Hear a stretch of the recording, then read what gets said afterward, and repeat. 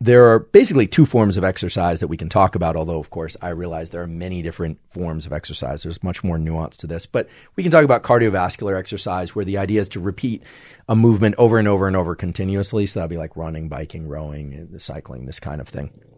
Or there's resistance exercise, where you're moving, lifting, presumably putting down also, things of progressively heavier and heavier weight, that you couldn't do continuously for 30 minutes. So cardiovascular exercise is typically the more aerobic type exercise, and resistance exercise, of course, is the more anaerobic type exercise. And yes, there's variation between the two. Most studies of exercise have looked at aerobic exercise because that's basically the thing that you can get a rat or a mouse to do. You know what's really weird about rats and mice? They like to run on wheels so much that someone actually did this study. It was published in Science. They put a running wheel, in the middle of a field, and mice ran to that wheel and ran on the wheel.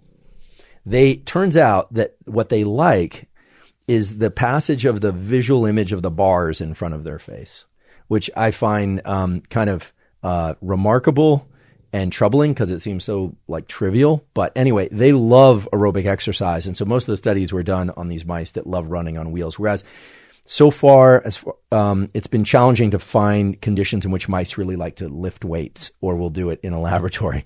So any weight-bearing exercise studies really have to be done in humans. And since humans are what we're interested in, there are some studies looking at these two things and when they tend to work best. Now, you will see some places aerobic exercise is best done in the morning and weight training is best done in the afternoon. I think there's far more individual variation than that.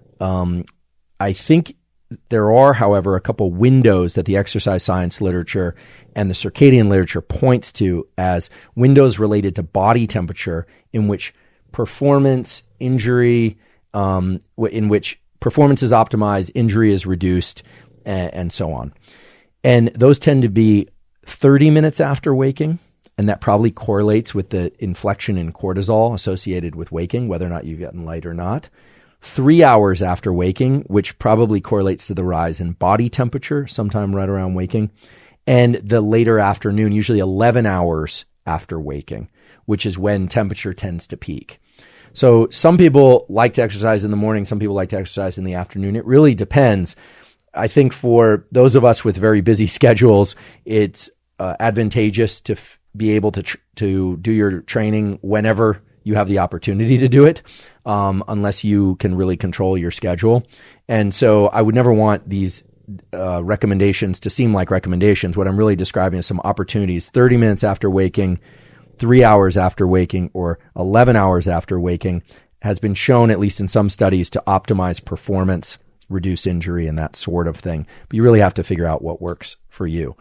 A note about working out first thing in the morning. Last time we talked about non-photic phase shifts. If you exercise first thing in the morning, your body will start to develop an anticipatory circuit. There's actually plasticity in these circadian circuits that will lead you to want to wake up at the particular time that you exercised the previous 3 or 4 days. So that can be a powerful tool, but you still want to get light exposure, because it turns out that light and exercise converge to give an even bigger wake-up signal to the brain and body. So you might want to think about that.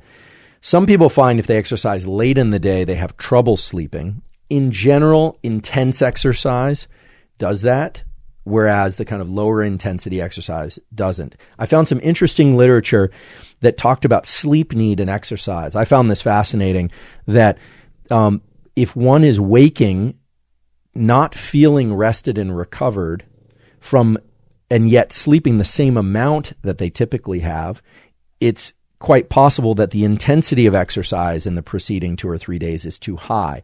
Whereas if one can't recover no matter how much sleep they get, they're just sleepy all the time, I realize these things are correlated, that the volume of training might be too high. Now, I'm not an exercise scientist. We should probably get Andy Galpin or somebody else on here who's really an expert in this kind of stuff. I do realize as soon as anyone talks about exercise or nutrition publicly, they're basically opening themselves up to all sorts of challenges, because you can basically find support for almost any protocol in the literature. What I've looked at was 2 journals in particular, International Journal of Chronobiology and journal biological rhythms, to assess these parameters that I've mentioned just a moment ago. Because the studies tended to be done in humans, they were fairly recent, and they came from groups that I recognized, as well as knowing that those journals are peer-reviewed. Many of your questions were about neural plasticity, which is the brain and nervous system's ability to change in response to experience. There was a question that asked whether or not these really deep biological mechanisms around wakefulness, time of waking, sleep, etc., were subject to neural plasticity, and indeed they are. Some of that plasticity is short-term and some of it is more long-term. There's a really good analogy here, which is if you happen to eat on a very tight schedule where every day, say at 8 a.m., noon, and 7 p.m. is when you eat your food. I'm not suggesting you do this, but let's say you were to do that for a couple days.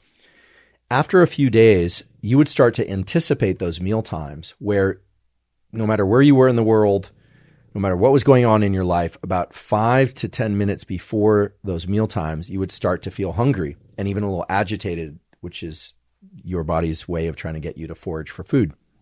And that's because of some peptide signals that come from the periphery, from your body, things like hypocretin-orexin that signal to the hypothalamus and brainstem to make you active and alert and look for food and feel hungry. So there's kind of an anticipatory circuit that's a chemical circuit, but eventually over time, the neurons, the neural circuits that control hypocretin-orexin would get tuned to the neural circuits that are involved in eating and maybe even smell and taste to create a kind of eating circuit that's unique to your pattern, to your rhythms. The same thing is true for these waking and exercise and other schedules, including ultradian schedules. If you wake up in the morning and start getting your sunlight, you start exercising in the morning, or you exercise in the afternoon, pretty soon your body will start to anticipate that and start to secrete hormones and other signals that prepare your body for the ensuing activity of waking up or going to sleep. So if you get onto a pattern or a rhythm, even if that rhythm isn't down to the minute, you'll find that there's plasticity in these circuits and it becomes easier to wake up early if that's your thing, or exercise at a particular day if that's your thing. That's the beauty of neural plasticity.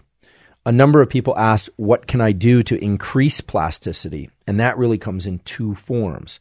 There's plasticity that we can access in sleep to improve rates of learning and depth of learning from the previous day or so.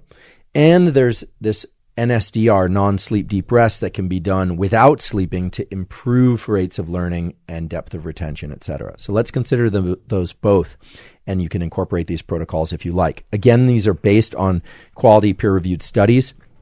First, let's talk about learning in sleep. This is based on some work that I'll provide the reference for that was published in the journal Science.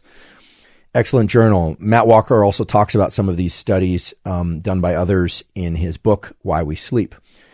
The studies, just to remind you, are structured the following way. An individual is brought into a laboratory, does a spatial memory task. So there tends to be a screen with a bunch of different objects popping up on the screen in different locations. So it might be a bulldog's face, then it might be a cat, then it might be an apple, then it might be a pen in different locations. And that sounds trivially easy, but with time, you can imagine it gets pretty tough to come back a day later and remember if something presented in a given location was something you've seen